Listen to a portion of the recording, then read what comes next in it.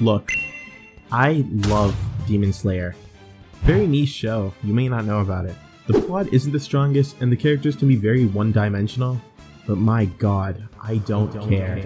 The music, the fight choreography and sound design, and the visuals, every fight scene in this show lets me turn on my caveman brain to look at the pretty colors like I'm seeing fire for the first time. But the fact that the Hashira Training Arc got its own season had me really confused at first. This arc in the manga is literally 8 chapters long, but little did I know, in 2024 we were getting anime-only filler content. This season is meant to make you like each of the Hashira more and peer into the backstory of the ones that we haven't seen too much of yet. Considering Demon Slayer usually doesn't have extreme depth to the characters, I can appreciate them trying to flesh things out. Giyuu's backstory was pretty well done, but it's funny that the resolution to Giyuu's depression is basically Tanjiro going This season isn't all exposition and fluff though, because I mean, it's Ufotable. And man, considering they had nothing to work with, it's safe to say someone cooked here. The fights between the Hashira were all pretty great. The effects and choreography was super well done. And also, they did not need to go this hard animating a paper airplane. Demon Slayer's animation is the one thing nobody will ever be able to trash on. When Ufotable isn't busy evading taxes, the animators decide to make the most jaw-dropping piece of animation that you've ever laid your eyes on. But honestly, until the next set of movies, we aren't going to be peaking Father Tengen's fight anytime soon. I need bro to teach me his ways. It should have been me, not him! It's not fair! Speaking of Tengen, seeing all the Hashira training everyone together so that it makes more sense for Tanjiro them to be closer to the Hashira's level was pretty cool. The interactions with the members is fun and entertaining, even if Demon Slayer's comedy isn't usually for me. This season would probably be like a solid 6.5, maybe a... The last episode of this season is absolute cinema.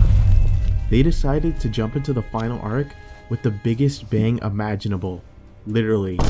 The animation for this is crazy too. Who let them go this hard? The way they animated the explosion and Muzan walking toward the Ubuyashiki residence was unnecessarily good. Gyomei's 10-second clip had me falling out of my chair. And then there's Tamayo.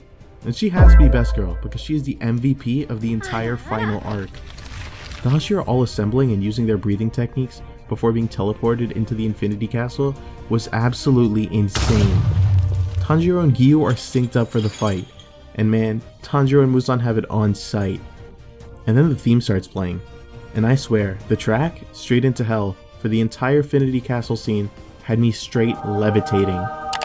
Go Shina and Yuki Kaijura literally had me geeking out with this song, and the scene of everyone falling in the Infinity Castle is so good. It sets the stakes for literally each of the Demon Slayers, even the losers. Can you imagine falling through a portal into a random house and the dude beside you blinks with 6 eyes? Yeah, they're cooked.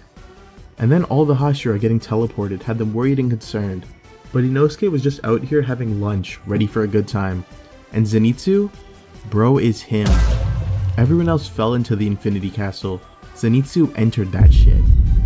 He read that letter and decided it was time to lock in. No more being annoying or sleeping on the job. The music literally builds up to his moment before it climaxed, and it gave me straight goosebumps.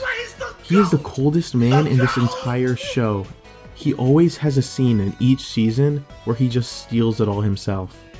I am Zenitsu's biggest fan, and I'm telling you, when his fight gets animated, I will be the greatest meat rider this world has ever seen. What did he say? The falling scene with all the Hashira has me in a full Nelson chokehold, and this whole episode is like injecting 14 liters of dopamine straight into my veins. The animation for these movies is going to be some of the best eye candy in all of anime. I will be in those theater seats every single opening night, all 3 movies. Overall, this season was decent. It did well for what it was, but I can understand wanting to have a more chilled out season before gearing up for the non-stop action the final set of movies will have. Honestly, it would have been around a 7 for the fillers, but the last 2 episodes bump it up a whole level. 7.8 out of 10, needs more airplanes. See ya.